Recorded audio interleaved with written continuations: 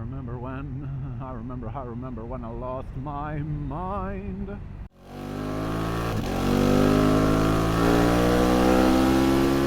Oh, I think you're crazy.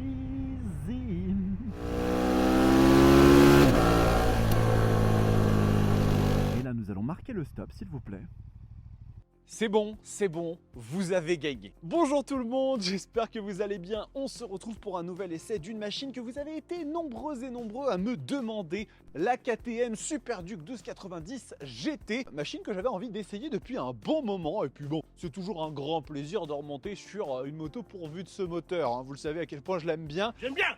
Je vais tout vous expliquer. Pour ceux que ça n'intéresse pas, la vidéo est chapitrée, vous pouvez aller voir directement l'essai. On ne gardera que ceux qui sont attentifs. Il y a quelques semaines de cela, j'ai lancé un nouveau format pour les essais dans lequel je ne faisais que du roulage. Bien évidemment, toujours à ma sauce, hein. J'intégrais des images, des textes, histoire d'avoir un truc un petit peu complet, dans le but de pouvoir gagner un peu de temps par rapport à ces nouveaux formats que je fais, Moto Bistro, débat et des bielles. Vous le savez, les essais, ça me bouffe énormément de temps et particulièrement ça, hein, les parties statiques. Donc forcément, j'ai essayé de trouver une autre solution. Et l'idée, c'était de faire un test, de faire 2-3 essais et de vous faire un petit sondage, chose que j'ai faite pour savoir si vous aviez envie qu'on continue avec ce nouveau format et qu'on puisse faire en même temps de nouveaux Moto Bistro et débats et des bielles un peu plus souvent, ou qu'on revienne à l'ancien, quitte à sacrifier un petit peu de ces nouvelles vidéos. Le constat est tombé, vous avez été un peu plus de 60% à voter pour qu'on revienne sur l'ancien format, donc dans l'esprit de faire quelque chose qui me convienne toujours, mais qui convienne aussi à la majorité, nous revenons à l'ancienne formule, néanmoins avec quelques petits changements. Très simple, vous allez voir, mais juste histoire de peut-être gagner un petit peu de temps et raccourcir un peu les essais qui devenaient quand même de plus en plus longs, hein. Ça allait atteindre les 40 minutes l'histoire. On va refaire la même chose qu'avant, avec du statique, du dynamique, sauf que cette fois-ci, on va commencer par balayer rapidement le look, les aspects pratiques et la technologie de la moto en statique, sans rouler, parce que je vois vraiment pas en fait finalement l'intérêt de rouler sur ces parties-là. Parler de la technologie en roulant ou des aspects pratiques en roulant, ça n'a pas à mon sens grand intérêt. Et ensuite, on va rouler sur une partie un peu plus longue consacrée au moteur et à la partie cycle, qui sont pour moi vraiment les choses qui sont intéressantes à démontrer en roulant sur la moto. Ça permettra peut-être d'avoir un truc un petit peu plus condensé, sans redite, parce que je faisais souvent des allers-retours et c'était un petit peu chiant au bout d'un moment, je peux le concevoir. Et ensuite, après on revient pour faire la conclusion, prix, concurrence, etc. Vous savez comment ça se passe. Vous me direz dans les commentaires si vous préférez cette nouvelle approche où on revient finalement à l'ancien format mais avec quelques petites modifs, ou si vous voulez vraiment qu'on revienne trait pour trait à l'ancienne version. Je trouve que là on peut trouver un compromis assez bien. Donc avant de commencer, vous le savez, c'est la tradition, on va faire les remerciements. Puisque cette machine nous a été prêtée par, sûr et certain vous ne saurez jamais qui c'est. Passemerie à Châtillon, voilà. Notre grand partenaire, hein, KTM, Yamaha, Ducati et Kawasaki. N'hésitez pas à aller les voir, une équipe exceptionnelle avec en plus de l'accessoire, hein. Ils font MotoAxe maintenant, donc c'est très chouette. Et vous le savez maintenant, vous avez le petit code ROADSTERSTV, hein, quand vous vous présentez et que vous voulez acheter une moto chez eux, c'est vivement recommandé. Vous aurez déjà la possibilité de rencontrer Billy puisque je viendrai en personne vous faire la remise en main propre de vos clés. C'est quand même plutôt sympa, une petite discussion, petit café, sympathique tout ça. Et puis en plus de ça, vous pouvez avoir jusqu'à 3000 € d'avantages clients sur l'achat de votre machine. Ça dépend de la moto, des promotions, etc. hein. Vous connaissez l'histoire. En plus de ça, moi ça soutient la chaîne, donc tout le monde est gagnant. Ah, et j'en profite. Ah! N'oubliez pas qu'il y a du merchandising maintenant sur la Roadsters TV. Si vous voulez me soutenir et avoir un petit souvenir de la chaîne, mug, t-shirt, sweat, dessous de verre, bref, il y en a pour tous les goûts. Voilà, c'est dispo en description, c'est dispo dans la partie shopping de la chaîne. Vous pouvez pas vous tromper, si vous avez envie de vous faire plaisir, n'hésitez pas. Donc cette petite machine, hein, la SuperDuke 1290 GT, qui n'est ni plus ni moins qu'une SuperDuke avec une selle moelleuse, du carénage et une bulle, hein. Tout le monde rentre chez soi, c'est terminé, merci à tous. Ça va un peu plus loin que ça, mais vraiment, je vais pas vous cacher qu'on est vraiment sur une espèce de moto qui a été pensée pour ceux qui trouvaient la SuperDuke Air peut-être trop inconfortable ou pas assez protectrice quand on fait de la route avec. C'est vraiment... Ah ouais mec, le confort. Et qui trouvent une Super Adventure trop gentille. Alors trouver une Super Adventure trop gentille, c'est quand même un petit peu spécial, même si je fais partie de ces cons qui pourraient le dire. Il n'y a pas assez de chevaux, nanana. Bon, mais c'est exactement ça, hein. La philosophie de Matigophone là-dessus, c'était de pourvoir en fait le moteur de la SuperDuke Air tel qu'il est, sans aucune modification, dans une moto un peu plus confort, un petit peu plus destinée à avoir un bon compromis. On va voir si c'est le cas ou pas.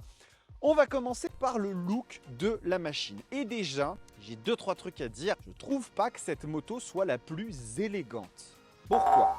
Parce que j'aime beaucoup la Super Duker. C'est une moto que je trouve magnifique, hein, avec ce côté extrêmement insectoïde, des lignes taillées à la serpe, là, comme ça, la Kiska, ils savent faire des machines un petit peu agressives. Mais le problème que j'ai avec cette moto, c'est qu'en fait, ces énormes écopes lui donnent un aspect un peu boursouflé qui, pour moi, n'est pas super heureux. Pareil avec cette petite bulle, on en parlera après, mais ça donne un côté à la machine un peu plus utilitaire, ce que je peux comprendre. Mais voilà, je ne renie pas qu'ils ont fait un effort quand même au niveau du côté acéré des écopes. Elles sont quand même jolies. Mais voilà, ça dénature un petit peu pour moi la ligne magnifique de la Super Duker. C'est un peu ce qu'il fallait, hein, forcément. Au niveau de la tête de fourche, c'est celle des anciens modèles, des V2, hein, c'est pas celle des V3. Et ça, vous verrez qu'on va reprendre à plusieurs reprises des éléments qui font partie de la deuxième génération de la Super Duker. Et après, par contre, en termes de couleur, j'aime beaucoup. Ce coloris-là particulièrement, je le trouve magnifique. On a un espèce de gris un peu anthracite bleu qui fait vraiment très très belle figure avec le orange habituel, hein, de KTM. Tout ça, ça se marie très très bien et je trouve que la machine a à ce sens un bon goût esthétique qui n'est pas négligeable en termes de pot d'échappement. Vous le savez, en plus c'est l'ancien, c'est celui de la V2, donc il n'est pas forcément extrêmement joli. Il cache un petit peu le monobras. Monobras d'ailleurs qui est très beau, hein, ces jantes elles sont très sympathiques. Voilà, c'est un peu à mi-chemin, je suis un peu mitigé. C'est pas la GT la plus moche qui soit, franchement j'en ai déjà vu qui sont beaucoup plus hideuses, on va dire. Vous me direz dans les commentaires ce que vous en pensez. Moi je trouve que elle s'en sort à peu près correctement, mais qu'une Super Duker reste quand même à mon sens bien plus agréable esthétiquement. Ensuite, on va parler des aspects pratiques. Donc déjà, première chose, la position de conduite. Ah, quel plaisir de revenir à ces petites parties statiques.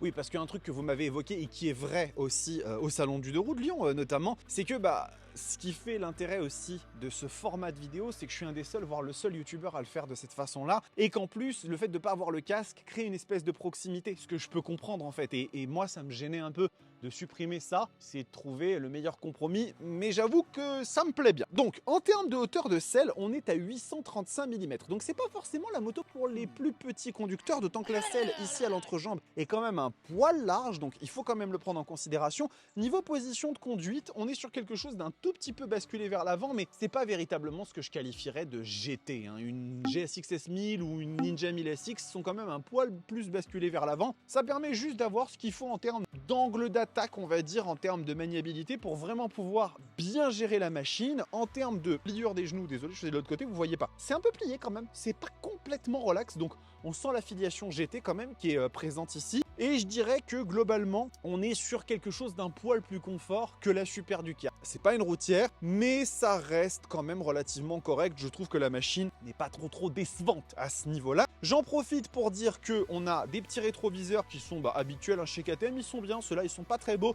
mais ils sont bien, ça marche plutôt bien l'affaire. Les commodos sont plutôt bien, moi je m'y suis habitué, hein, ce sont ceux de la Super Duker 3e génération notamment. Ils sont extrêmement faciles à utiliser et assez ergonomiques. Juste bon, on a le warning sur le côté droit, ce qui est toujours chiant, mais bon, malheureusement ça, KTM ils savent pas faire autrement, hein. De toute façon c'est déjà bien occupé du côté gauche. Le petit avantage aussi des KTM, une chose que j'adore sur ces machines là, c'est quand vous vous mettez en warning et que pour une raison ou pour une autre vous devez utiliser votre clignotant, ça remplace le warning par le clignot, et quand vous réappuyez pour arrêter le clignotant, ça remet le warning automatiquement. Et ça, je trouve ça juste génial. J'ai jamais vu aucun autre constructeur le faire. Chez BM, ils ont une fonction un peu similaire, mais ça fait pas tout à fait la même chose. Ça, je trouve ça trop bien. On a des petites protections pour les mains qui protège un petit peu du vent ou peut-être des petites projections. Je trouve ça sympathique aussi, hein. Ça va dans l'affiliation d'une bécane GT comme ça, donc il n'y a aucun problème. En termes de conduite passager, vous voyez qu'on a une petite poignée là qui est assez sympa et qui doit permettre aux passagers de bien s'accrocher. Je trouve que les repose-pieds sont pas si proches que ça de la selle, qui est relativement moelleuse. Elle n'est pas non plus extraordinaire, hein, mais vous allez quand même pouvoir emmener quelqu'un avec vous. Même si vous devez faire 80-100 bornes en Super Duke GT, ça se passera bien, et c'est quand même bien normal parce que c'est une moto qui est un peu plus pensée pour la route et pour rouler à deux accessoirement que la Super Duker, hein, forcément. On va terminer avec cette petite bulle. Alors c'est un peu particulier le fonctionnement, il faut la pousser vers l'avant et la remonter. Vous voyez que ça protège pas des masses non plus, hein. Il existe des modèles accessoires qui sont bien plus grands, bien plus protecteurs, mais ça permet déjà au niveau maximal de dévier l'air jusqu'à la hauteur des épaules à peu près. Et moi, je fais 1m89, je suis grand, hein, donc voilà, la tête sera pas entièrement protégée, mais c'est pas la vocation d'une bécane comme ça, hein, vous le savez. Je redescends vite fait, hein, mais vite fait vraiment. Capacité de réservoir, cette machine, elle est très impressionnante à ce sens-là parce qu'elle fait 23 litres, ce qui est quand même assez impressionnant pour une consommation donnée de 5,7 litres par KTM, quand même pas rien. On est à une consommation sur un trajet de 184 km à 6 litres au 100. Donc à mon avis, on est vraiment extrêmement proche de la valeur annoncée par KTM. De toute façon, le moteur de la Super Duke R n'a jamais été un moteur qui consomme beaucoup. En termes de carburant, ça n'a jamais été un moteur extrêmement glouton. Vous devez avoir une autonomie pas loin des 400 km, ce qui est quand même assez hallucinant. Sur une machine de ce genre-là, vous avez quand même un moteur qui est monstrueux, on en parlera après, mais voilà, c'est quand même plutôt sympa de pouvoir faire 400 bornes sur une bécane comme ça. Donc, c'est très très bien. Chauffe moteur, j'en ai pas remarqué des masses. À mon avis, avec les normes Euro 5 et compagnie, la machine doit quand même monter un petit peu en calories, surtout en été. Mais vous avez un moteur qui est très écorché, donc qui à mon avis peut libérer comme ça la chaleur assez facilement. Voilà, je pense qu'il y a pas mal de bonnes choses là-dessus, hein, sur cette moto. Dites-moi dans les commentaires s'il y a des trucs que vous voyez. Ah oui, j'allais oublier un truc, on a les attaches, pré-attaches pour les valises latérales, donc ça c'est une bonne chose. Valises latérales qui ne sont pas livrées avec la moto, qui coûtent quand même un bras, mais bon ça voilà. Et on peut déjà préparer les valises latérales directement ici, vous avez des attaches qui sont prêtes pour, donc la machine est quand même pensée un peu pour faire du voyage, ce qui est normal quoi. Donc là maintenant on va passer à la partie technologie, comme je vous l'ai expliqué, et une fois que c'est fait, on pourra aller rouler avec la machine, qui sera plus homogène. Cette bécane, elle est extrêmement technologique. La Super Duke GT, c'est un véritable ordinateur. Déjà, on commence par du démarrage qui laisse, hein, j'ai pas de serrure, hein, ça c'est très très bien. KTM, ils font ça depuis un bon moment, ils maîtrisent ça très très bien, et on a un écran qui est fantastique, une dalle TFT de 7 pouces qui est gigantesque, qui a encore les anciens graphismes, hein, c'est pas les nouveaux écrans avec une nouvelle présentation des menus. Toujours est-il que là-dessus, sur cette taille d'écran, c'est parfaitement lisible, vous avez toutes les informations dont vous pouvez avoir besoin. La dalle est très claire, très lisible, très agréable à utiliser. Vous avez toutes les informations dont vous pourriez avoir besoin et celles dont vous pourriez ne pas avoir besoin de toute façon. Et en termes de techno, je vous mélange avec et sans option, hein, parce que sinon on s'y retrouve pas. On a 5 modes de conduite, dont le perf et le track qui sont personnalisables. Vous allez pouvoir ajuster la réponse moteur, les assistances, etc. Assistances qui sont très nombreuses, puisqu'on va retrouver notamment du contrôle de traction, de l'anti-wheeling, du contrôle de frein moteur, du départ arrêté, du quick shifter up and down, du régulateur de vitesse, de l'assistance au démarrage en côte, poignée chauffante, contrôle de la pression des pneus, ABS en courbe. La KTM Super Duke 1290 GT est une bécane hyper bien dotée en termes de techno, ça il n'y a absolument rien à dire. Le seul truc sur lequel je pourrais pester un petit peu, c'est le quick shift. Il est un petit peu rigide, il faut vraiment s'énerver un peu fort pour passer les vitesses. Des fois, c'est pas tout le temps, mais c'est top. Franchement, c'est topissime. La bécane est vraiment bien dotée. Vous avez en plus l'application KTM MyRide qui vous permet d'avoir le GPS avec la navigation tour par tour. Donc ça, c'est vraiment super cool. Et une proposition qui est vraiment top à ce niveau-là, c'est dans la droite lignée de ce que la Super Duke R propose ou les autres machines de la gamme. C'est des motos ultra technologiques et ça là-dessus, il n'y a vraiment aucun souci. Maintenant que j'ai passé en revue un petit peu tout cet aspect, comme je vous l'ai dit, on va monter sur la bécane et on va discuter maintenant du moteur et de la partie cycle, mais en roulant s'il vous plaît. Are you ready for the comeback? Yeah. Allez, on est lancé pour parler un petit peu du moteur de cette Super Duke 1290 GT. Je compte vraiment sur vous les amis pour me dire si ce nouveau format vous plaît, histoire d'être raccord avec les envies de tout le monde, mais je pense que ça peut être pas mal, parce que vraiment pour le coup, parler en dynamique, des aspects pratiques ou de la techno de la moto, j'en vois pas vraiment l'intérêt, et se donner un peu de place pour des parties moteur et parties cycle plus larges, je trouve ça assez chouette. Qu'est-ce qu'on a dans cette petite moto ? Et ben on a tout simplement le LC8 de la KTM Super Duke 1290 gigantesque bicylindre en V à 75 degrés qui fait 1290 cm3 de cylindrée, contrairement à la nouvelle 1390 qui en fait 1350 elle, ils étaient un petit peu malins chez Katoche. Bon, toujours est-il qu'on est sur un monstre absolu, un des moteurs les plus brutaux de la production et un de mes favoris, je vais pas vous le cacher, qui délivre dans cette version 175 chevaux et 141 Nm de couple. C'est un tracteur, la moto, c'est un tracteur. Et même si j'ai pas encore testé, on va voir ça ensemble, je ne me fais aucun doute que même sur cette version GT, ça va être un monstre de sensations. est vraiment la passerelle entre la moto un peu aventure, faite un peu pour tous les usages comme la Super Adventure, hein, qui va avoir aussi ce côté un petit peu plus baroudeur, et eh bien le moteur complètement maboule malade de la Super Duke R. Donc on va se voir ça là dans quelques instants, Je vous rappelle hein, que c'est très important de vous abonner à cette chaîne YouTube, hein, véritablement, ça fait plaisir. Donc n'hésitez pas, hein, c'est un excellent soutien que vous m'apportez. Petit like, petit commentaire. Et la cloche, hein, surtout je le dis, abonnez-vous, mais mettez votre putain de cloche, parce que sinon vous n'êtes pas notifié quand il y a des essais, des motos bistro, des lives de présentation du salon du 2 roues de Lyon 2024 où on a fait pas mal de vues. Bref, vous aurez compris hein, l'histoire, la ginzon. Bah, vous voyez bien qu'il y a encore des gens vivants. Si vous avez la référence, vous savez, moi je dispense des références comme ça hein, dans mes vidéos, des fois des petites références. Par contre, il y a beaucoup de gens là. Je suis pas content, il y a beaucoup de gens. Allez, donc là on est en mode performance, hein, qui est celui qui est réglable. J'ai mis la réponse moteur en track, hein, qui est la plus énervée. On va voir un petit peu ce que ça donne tout de suite.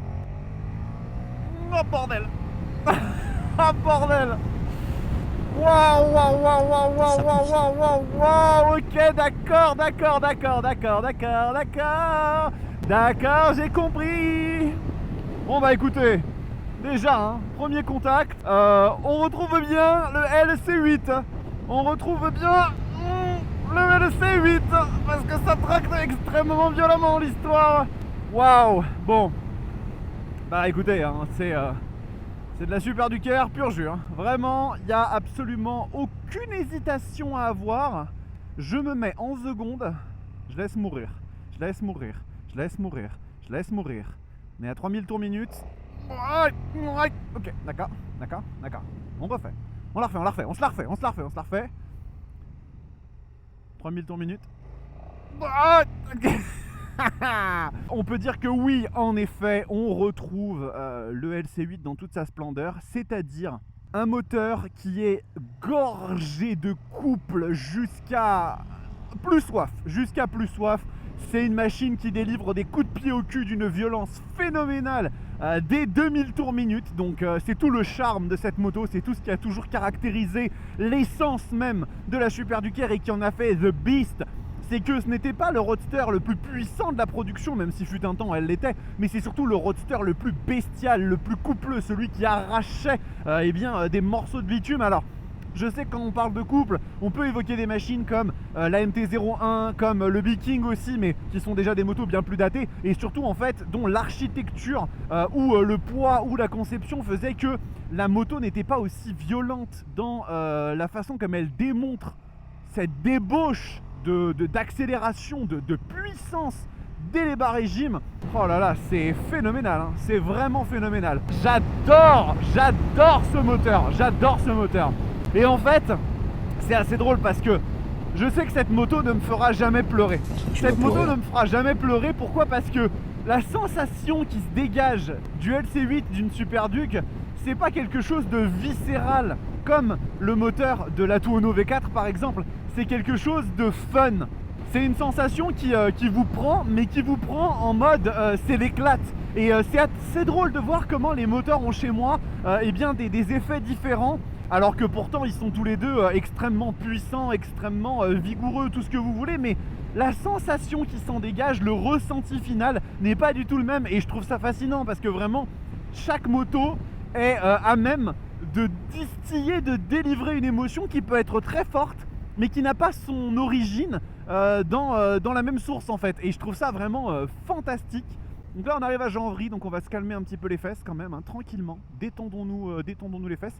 Et alors, là, chose intéressante à voir, c'est que ce moteur, là je dois être vraiment à 30-40, il fait quand même relativement pas de velours. Ça cogne un tout petit peu, mais je peux jouer avec sans trop de problème. J'ai l'impression qu'il cogne quand même un petit peu moins, un ch'touille moins que celui de la Super Duke R, qui a vraiment tendance à arracher un peu les plombages quand on est dans les bas régimes. En première, forcément, je suis dans les régimes, mais je peux évoluer en seconde. Je sens bien évidemment le cognement hein, du moteur, du LC8, mais c'est pas gênant du tout, quoi. Ça se vit bien en ville. Donc ils ont quand même réussi à marier assez agréablement, j'ai envie de dire, les deux facettes. D'un côté, le côté un peu doux, Et de l'autre côté, vraiment l'arrachage systématique de bras dans toutes les circonstances possibles de la vie. Là, regardez, on refait ici. Et le souffle du moteur, le souffle du dragon, comme disait l'autre, est incroyable. Vraiment, ça pousse très très fort. Alors la sonorité est pas dingue, hein, j'avoue, avec un échappement d'origine. C'est pas le moteur qui a la mélodie la plus fantastique, la plus enchanteresse, mais ça fait quand même bien le boulot. Et surtout, on sent qu'il y a une hargne, il y a une volonté de vous décocher des coups de poing, des uppercuts de l'espace. C'est vraiment assez fou cette histoire, hein. Et là nous avons les cyclistes, hein, bien évidemment, le Danone Champion Tour, hein, n'hésitez pas à aller les voir, incroyables les cyclistes. Quand il fait beau, ils s'emparent des routes et ils en profitent, et c'est bien normal. C'est plaisant le bordel. Et c'est fun, voilà, c'est fun. On a une GT qui est fun.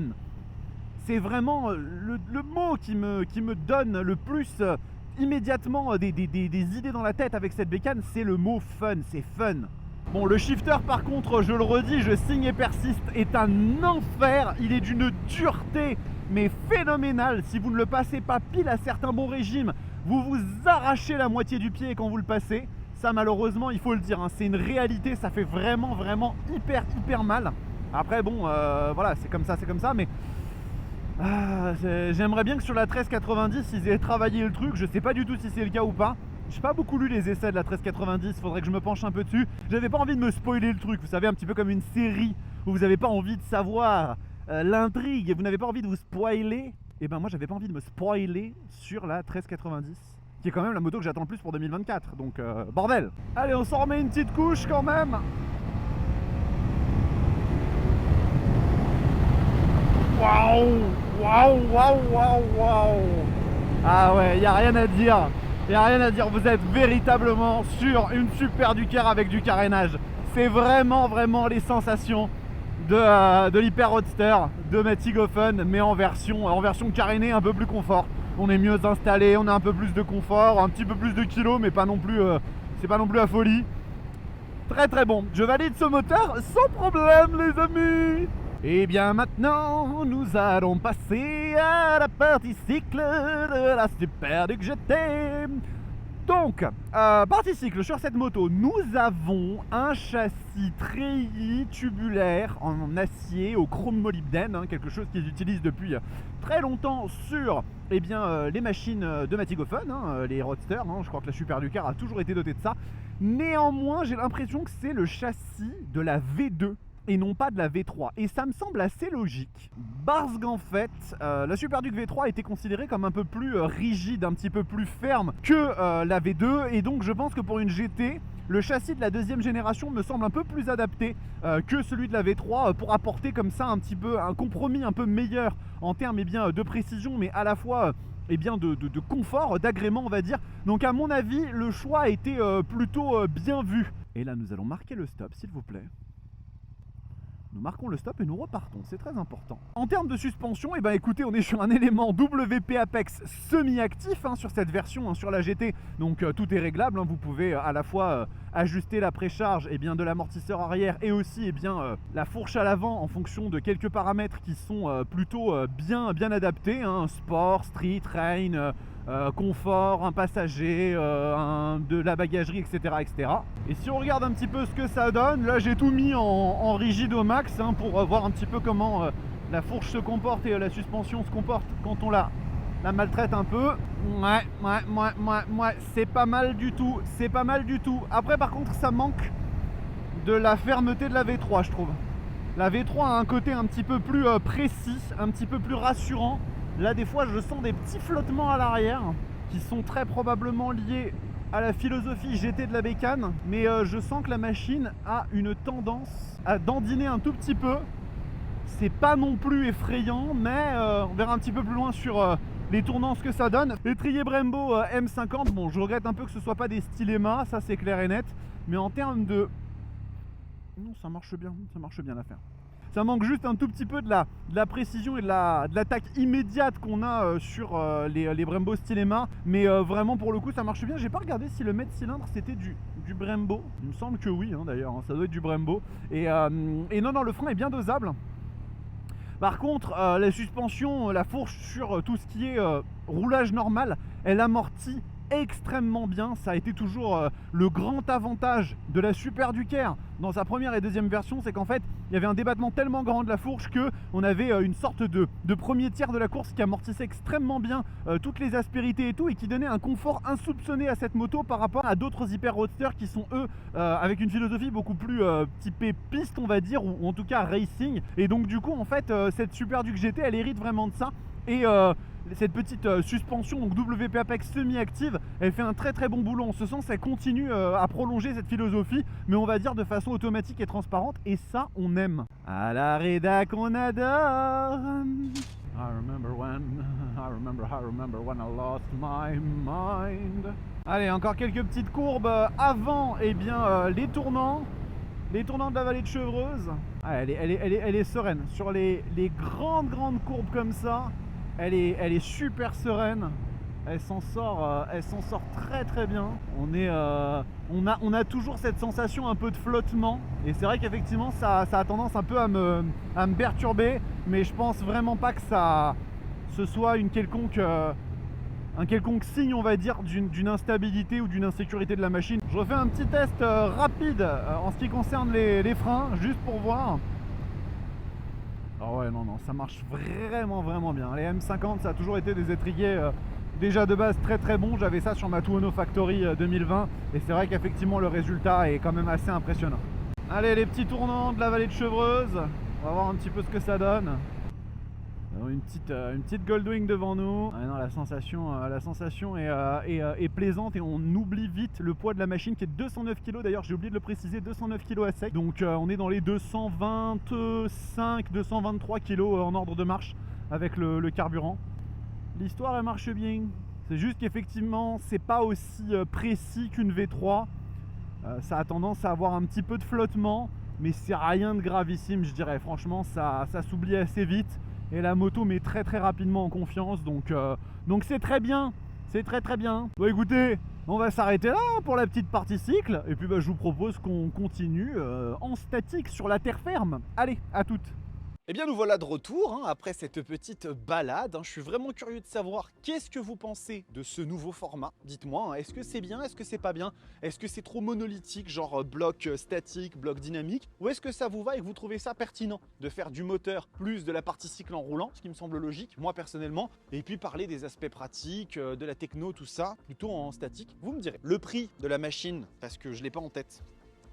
Il y a beaucoup de choses à retenir quand même sur une Super Duke GT, vous en conviendrez. Et alors la Super Duke GT se négocie à 22 849 € sans option, ce qui est déjà quand même assez vénère, même si la machine a une dotation qui est pas dégueulasse non plus de base. Et avec le Tech Pack, qui comprend notamment le mode track, la régulation du frein moteur, 2-3 trucs en plus, le quick shifter, on atteint les 24 000 €, ce qui fait quand même une sacrée somme, vous allez en convenir, pour une machine qui reste quand même aujourd'hui au sommet de la chaîne alimentaire des GT en termes de puissance performance. Il y en a une ou deux qui peuvent être au-dessus, comme la H2 SX SE. C'est une machine qui vaut 30 000 € et vraiment on n'est plus dans le même positionnement. Donc on va parler un petit peu de la concurrence. J'ai 3 machines à vous proposer pour se mettre en face de cette bécane. La première, c'est la Suzuki GSX S1000 GT. Machine extrêmement chouette que j'ai eu l'occasion d'essayer il n'y a pas si longtemps que ça, et qui réutilise le moteur de la GSX S1000, 152 chevaux, enfin encore une fois comme d'habitude selon Suzuki, parce que les bancs de puissance montrent des chiffres un peu plus élevés, ce qui n'est pas pour nous déplaire, avec une bécane qui est extrêmement équilibrée,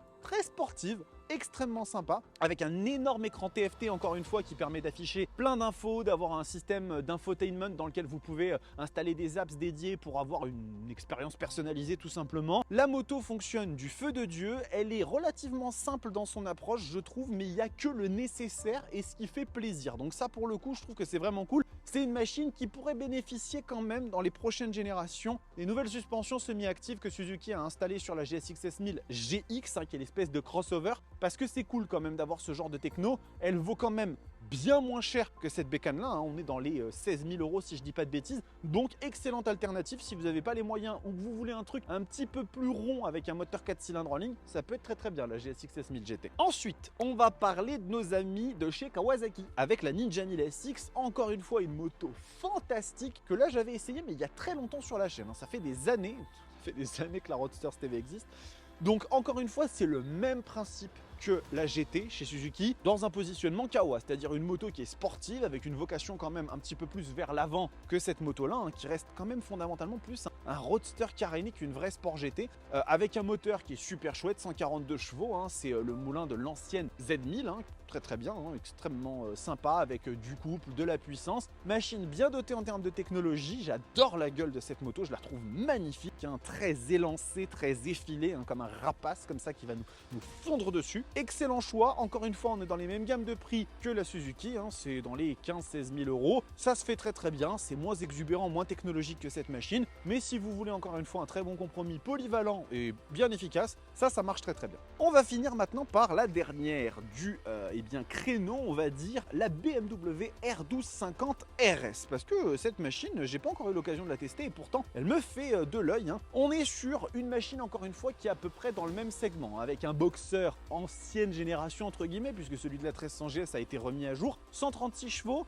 143 Nm de couple si je ne dis pas de bêtises et que j'ai bien noté mes trucs, et comme d'habitude chez BMW, un très bon compromis entre le confort et le sport, peut-être même encore un poil plus que toutes les autres, hein. On est vraiment à mi-chemin entre les deux, avec une machine qui commence à un prix relativement contenu, 16 000 et quelques euros, et après ça peut vraiment s'envoler si vous mettez les options. Beaucoup de technologie sur cette machine, hein. L'écran connectivity, vous le savez, ça fait super plaisir, on peut se faire une bécane un peu à la carte, et encore une fois, pour ceux qui veulent le compromis vraiment le plus abouti entre la sportivité et le confort, c'est peut-être celle qui s'exprime le mieux là-dessus. Donc vous pouvez pas vous tromper. Et ben voilà, qu'est-ce que j'ai pensé de cette Super Duke GT? C'est une machine fantastique, hein, pour ceux qui veulent une Super Duke R, mais en version plus confort, avec peut-être un poil moins de précision sur le châssis, peut-être un côté un petit peu plus polyvalent, on va dire. C'est une alternative extraordinaire. Il reste plus qu'à attendre maintenant qu'il la décline en version 1300 GT, hein, puisque là le moteur c'est l'ancienne version, mais ça fait le café extrêmement bien et je pense que vous ne pouvez pas vous tromper en achetant cette moto. Ça reste une Super Duke R avec quelques éléments de confort, donc peut-être une des meilleures motos de la planète finalement. Allez, cette vidéo est terminée les amis, j'espère que le retour à ce format vous a plu, vous me direz dans les commentaires ce que vous en avez pensé. Je vais vous renvoyer vers l'essai de la Super Duke R, hein, pourquoi pas, hein, puisque c'est de toute façon la machine la plus proche de celle-ci, ou éventuellement si vous le souhaitez, la GSX S1000 GT, hein, qui peut faire aussi très bien le café, deux bécanes très chouettes, hein, soit vous retournez sur le côté roadster, soit vous continuez sur le côté GT. Je ne sais pas du tout quand est-ce que cette vidéo va être publiée, hein, puisque en ce moment je navigue entre les essais presse, les salons, les machins. En attendant, portez-vous bien, kiffez vos bécanes, on se retrouve très bientôt sur la Roadster TV. Ciao!